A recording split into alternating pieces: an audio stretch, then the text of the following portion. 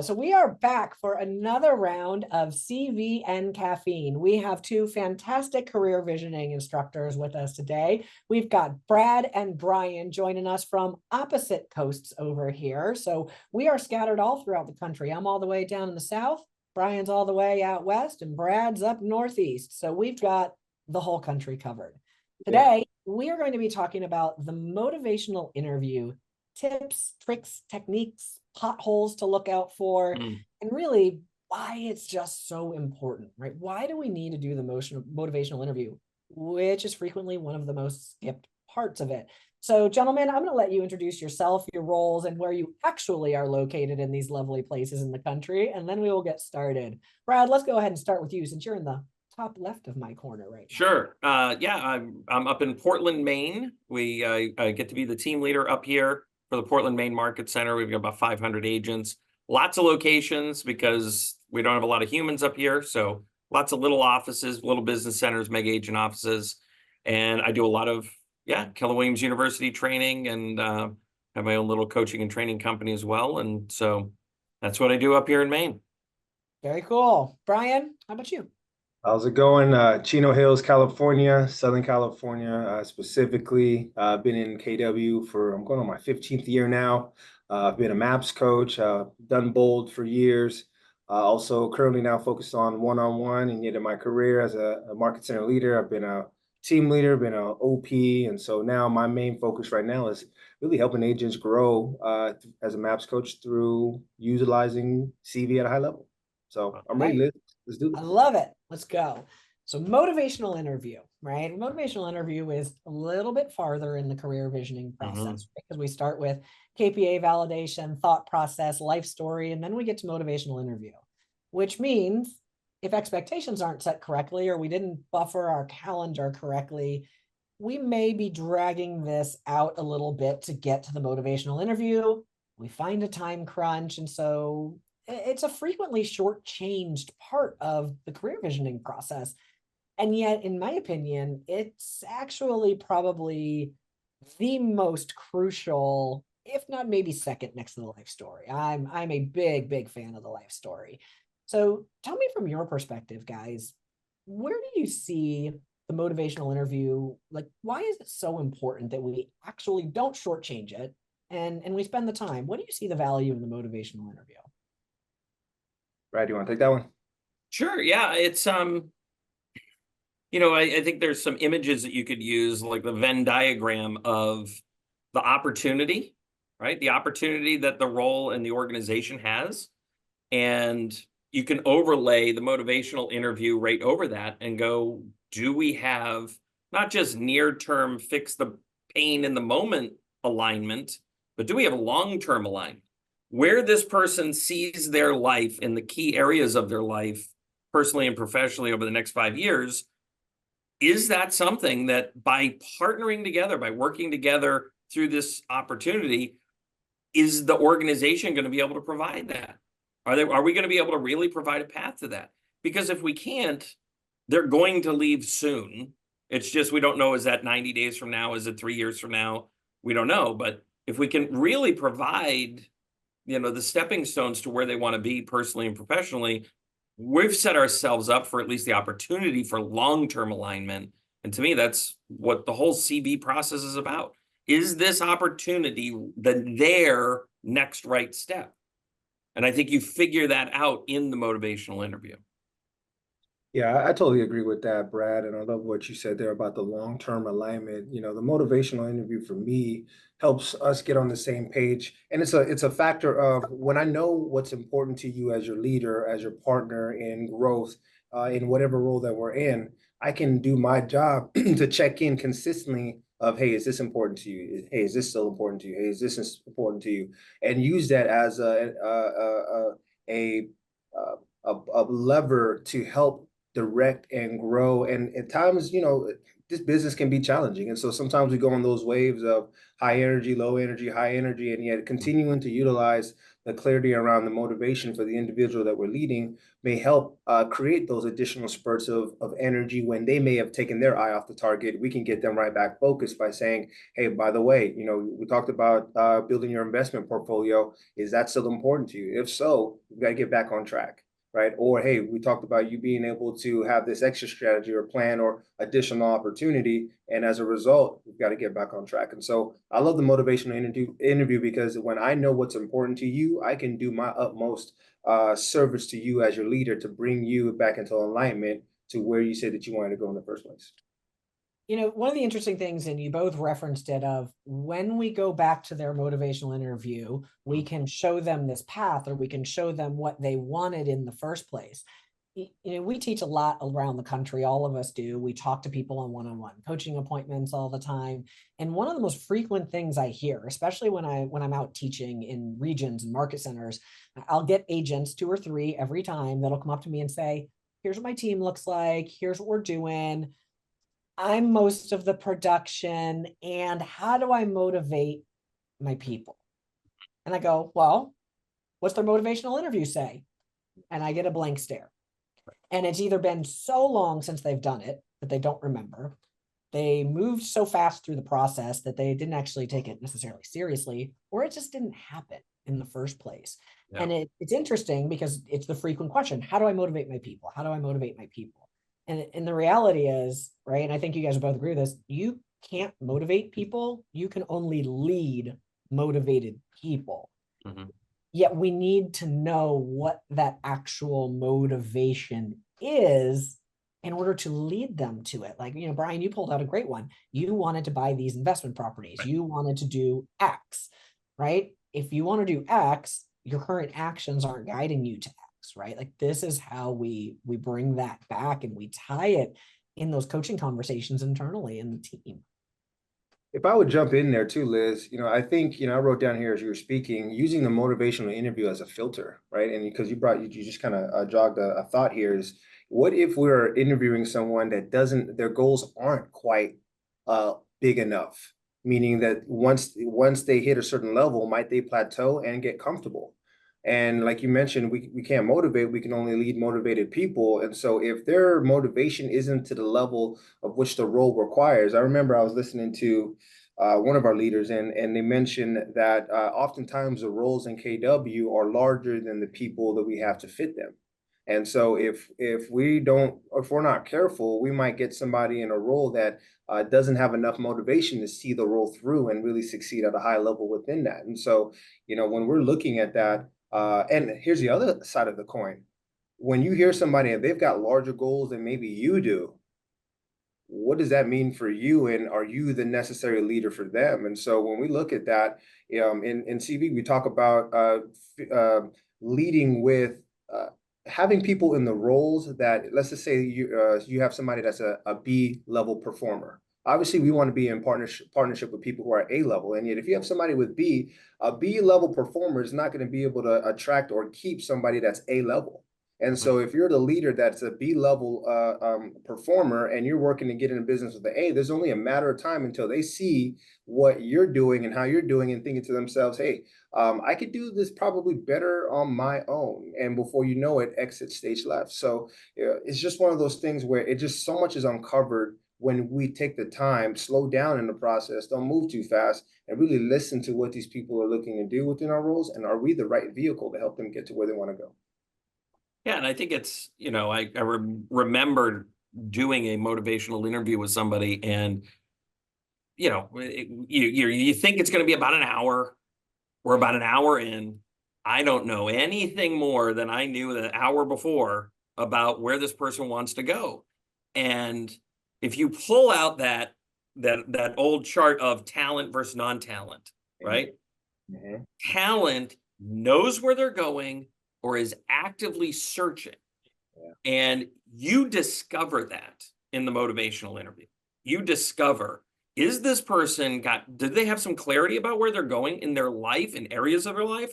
Or are they at the very least showing up hungry, trying to figure it out? And the motivational exposes that. And it also exposes if they don't have it. And if they don't have it, they're, I always have this image, I'm on the East Coast of a jellyfish. They're just kind of floating along, right? And I really don't have a lot of room on my roster for, any of the businesses I'm involved in for a lot of jellyfish. Like, it just doesn't work. So a jellyfish will eventually sting you. oh yes. Very good. Eventually sting you. Yes. Love the water analogies. That's how about that lack of a backbone, huh? No backbone in jellyfish. Oh yes, exactly. All of it. They're not standing up for what they're looking for, right? Yeah.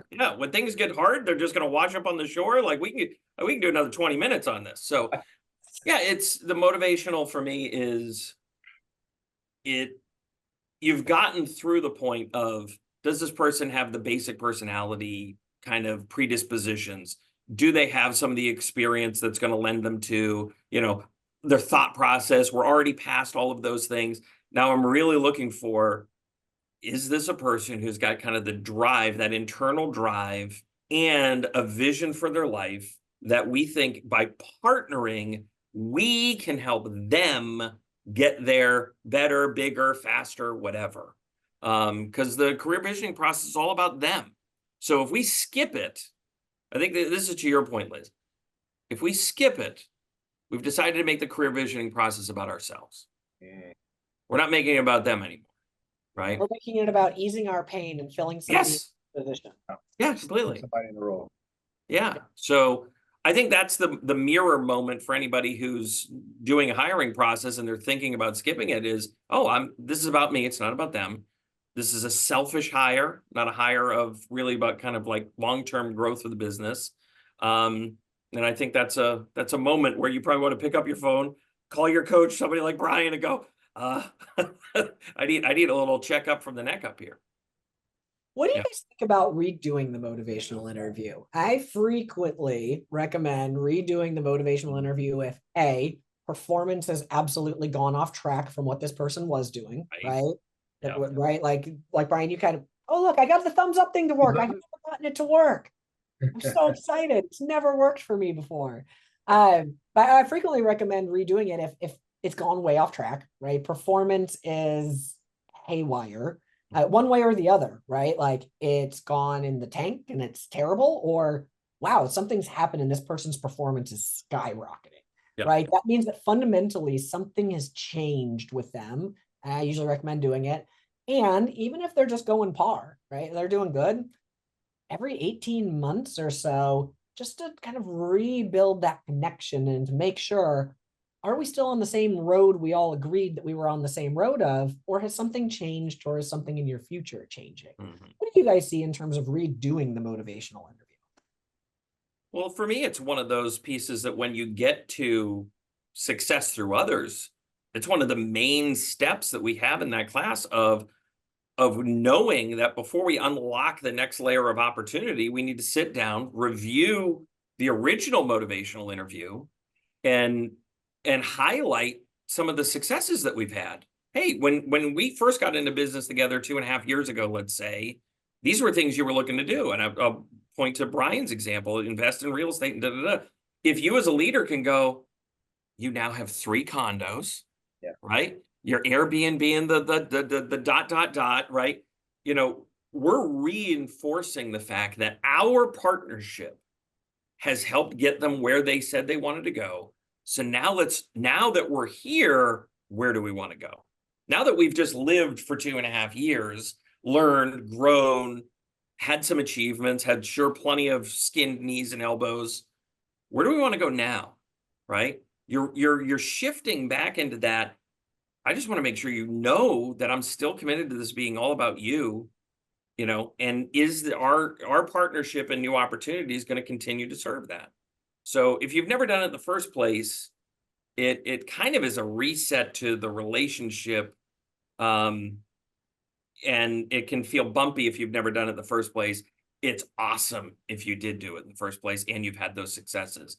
I'm the example Brian gave is the exact example for a guy that works with me. This December will be our 10-year anniversary working together. It's taken multiple changes over time, but that piece of investing in real estate and having that be a big part of long-term financial plan and all that kind of stuff is a piece we constantly go back to. And I know if he's not able to achieve those by partnering with me, he should be looking elsewhere. He should be, because it's so key. So yeah, I'll stop preaching because I love it. I love it. Okay, you can have the soapbox. That's right. I'm happy to hand it over for this. I Pass it don't to think me. we need to There you go, preach it. Brian. Take it. Pass it to me, right? Exactly. You spot on, Brad. And when we look at the process, we know, as you said earlier, Liz, talent is constantly searching. And so if it's 2-3 years down the line and we haven't revisited, hey, how are we doing? How is this partnership going?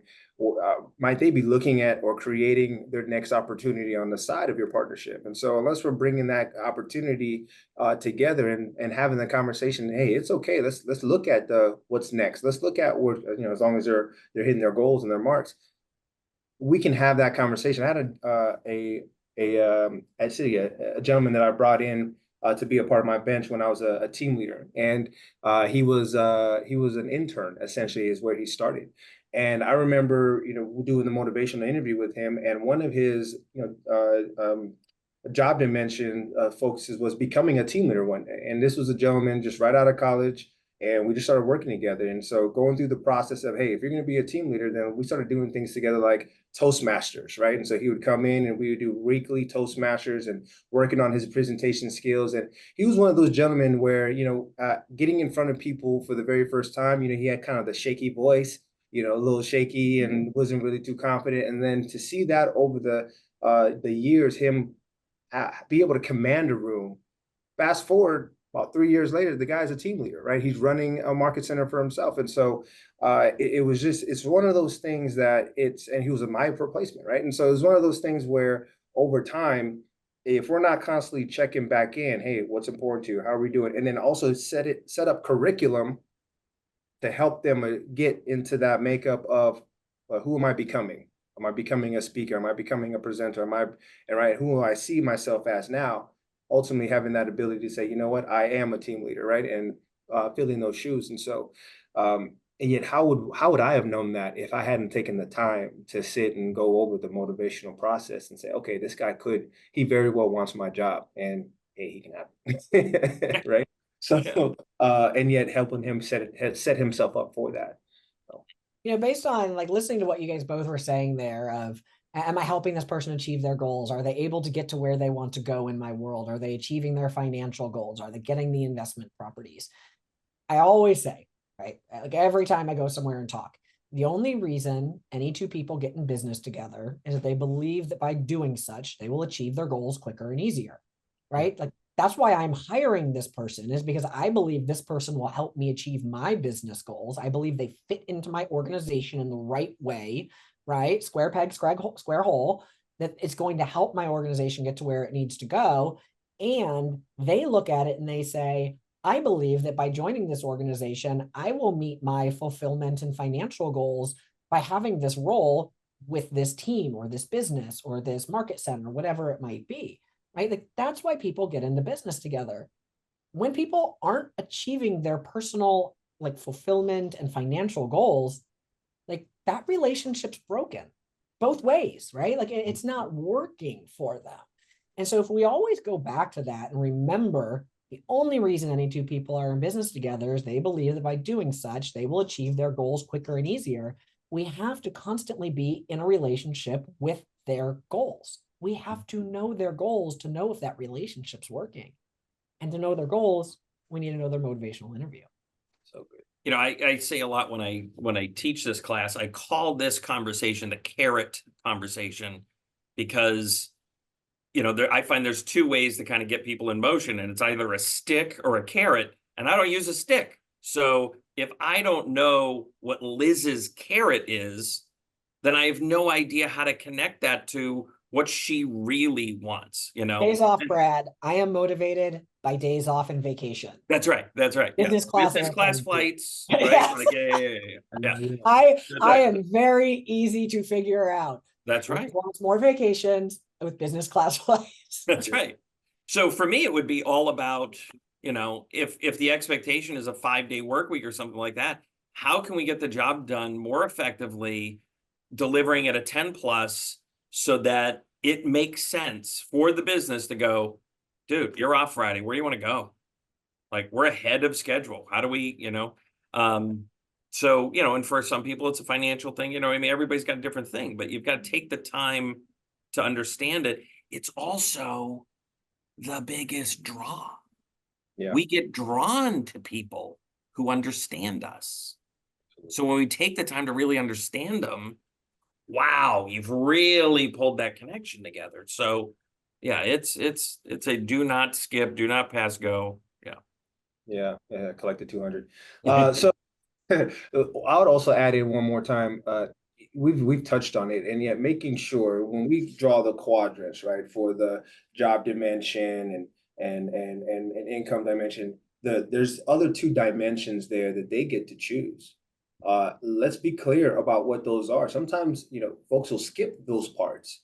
Let's make sure that we're touching on, all right, what else is important to you outside of job and career? Because some people, the job or the role may just be a means to an end to hit the other two dimension of the world. So not everybody is strictly driven off of just career and job, right, or income. We also want to know, okay, what's the other dimension? It might be travel, it might be family, it might be giving, it might be whatever it is. Let's make sure that we are aware of that, and so we can speak to those other areas that are important. I really just want to set a pin in that, because it's very easy for us to get caught in career and job, role, income.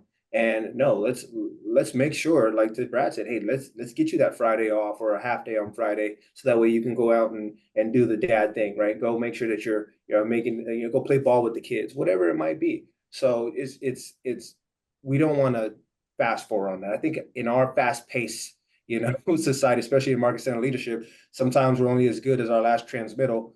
You get that, Brad, right? So one of those things where in between that, hey, what are you doing for your family this week, this month, this year? What trips are you going on, and how is that going to make you happy? I mean, I literally just wrapped up a 411 with one of our staff members right before hopping on this.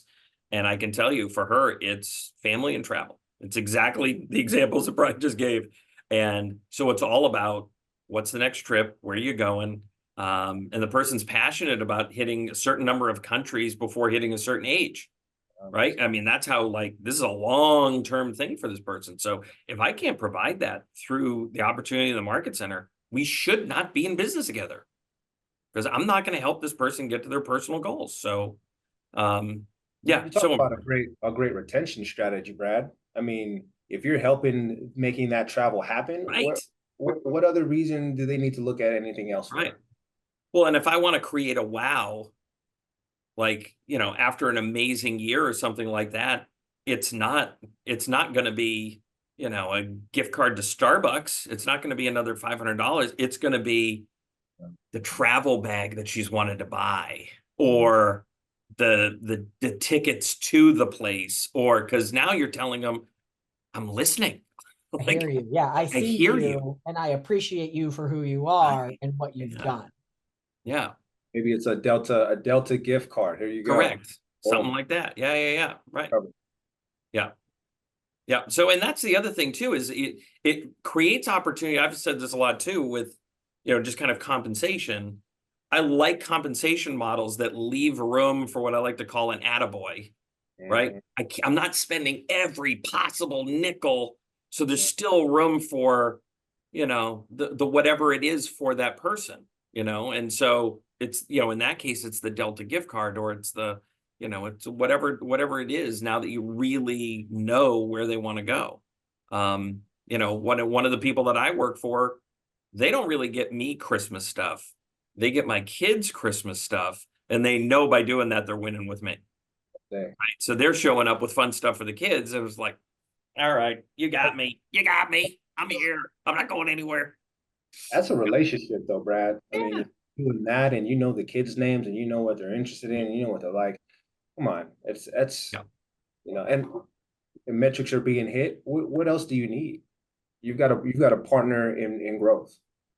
Well, that's the interesting thing about the life story and the motivational interview, why I so harp on those two parts of the career visioning process is they're emotional connectors and bonders, right?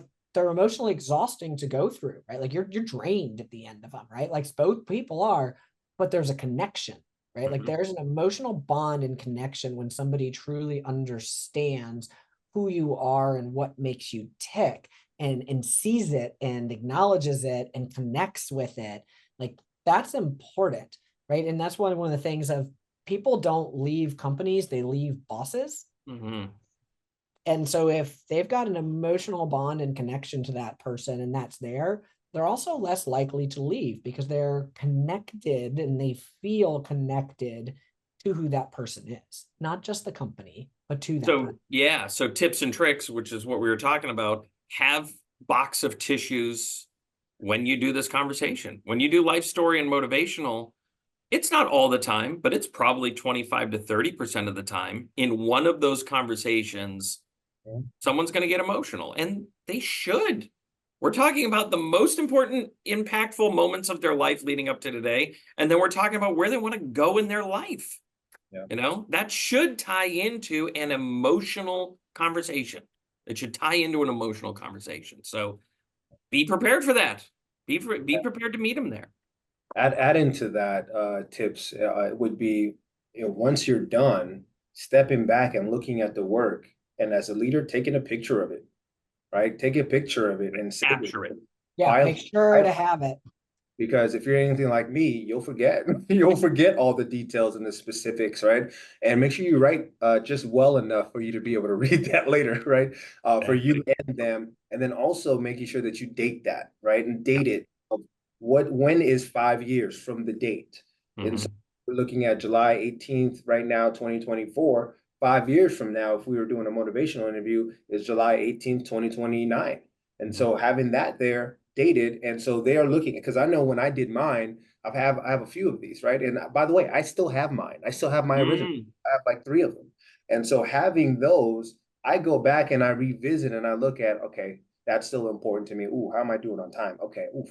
And so and I've celebrated the moments where I was ahead of goal, and I achieved something that I didn't think that I would have been able to in that time, and yet doing that and saying, okay, perfect, prove something to myself. Win next. What am I working on next? And so, and then also going back to the other areas that I said that was important to me. So I can't say it enough. Make sure that you capture it and make sure that they take that home and remind them, put it up and look at it every day and put it in a place to where when you're passing by, whether it be in your closet or your bathroom, behind the door, whatever it is, just have that visual up. It's for you, and it's that motivator, that reminder of what it is that you said that you were going to do one day.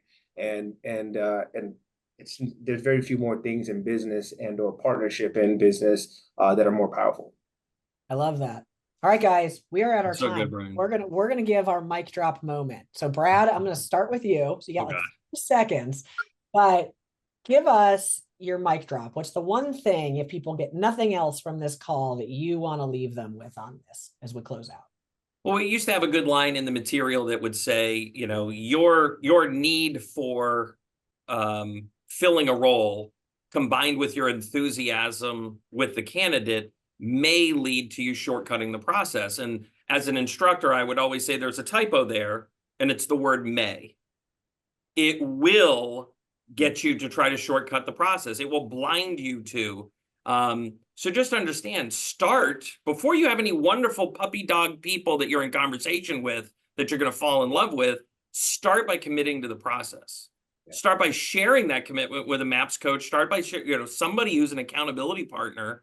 Share your commitment. Know who's going to meet you at the end of this at the defense of the hire, right? Because when you know who's there waiting for you, then you're going to do the motivational interview. You're going to be committed to it. You're going to invest the time into it. And like somebody said to me recently, you will learn stuff and you'll be glad that you did. I've never done a motivational interview and regretted having spent that time. That's never once happened. So do it. That's all I got. All right, Brian, batter up. Being a career visioning practitioner, right, as a market center leader, I think it's imperative for our roles to allow for us to help people find their best fit in the worlds that we're running, right, or organizations that we lead. And so they may be on the right bus, just in the wrong seat, right? And so if you haven't read some Jim Collins lately, go back and read some Good to Great, et cetera. And my point, make sure that you're very clear on who you need to be in order for you to lead the organization that you choose to lead. It's a process of becoming. And so when we're looking at our content and you're taking the moment to get yourself better and grow as a leader by just simply doing CV. I don't know about you, Brad. I don't know about you, Liz. I've become a better leader just by my process of practicing CV. The behavioral understanding of who people are and seeing how certain life events have formed how they show up helps me in my marriage, helps me as a dad, helps me in general. And so it's just one of those processes. As you do this and you take it seriously, you cannot help it to become a better person as a result of who you're becoming. And by the way, you might find somebody that pushes you to say, "Ooh, for this person, I've got to be on my A game." All right, actually, I'm an A, and I've got to be an A plus because they're an A as well, and they may succeed me one day, and that's fine, because I'm looking at who I can partner with to give me my time back so I can be anywhere in the world that I choose to be. And CV allows us to do that if we take it seriously enough. All right. I love it. And here's mine. If I can leave you all with one thing, it's that if you haven't done the motivational interview with your people, or if you haven't done it in the last 18 to 24 months, go ahead and get those on your schedule. Just get through one a week per person you have on your team. It might take you a long time if you got a big team, but if anybody directly reports to you and you've not gone through their motivational interview in the last 2 years, this is your sign that it is time to schedule it. So go ahead and get that done. Thank you, Brad. Thank you, Brian, for your time today. I know everyone found great value in this. If you guys are looking for a career visioning that is going to be taking place, coincidentally, Brad is going to be doing one Monday virtually. We will drop the link to it here in the comments so you can all attend if you need to get one on the books. And we will see you all next month on our next CV and Caffeine.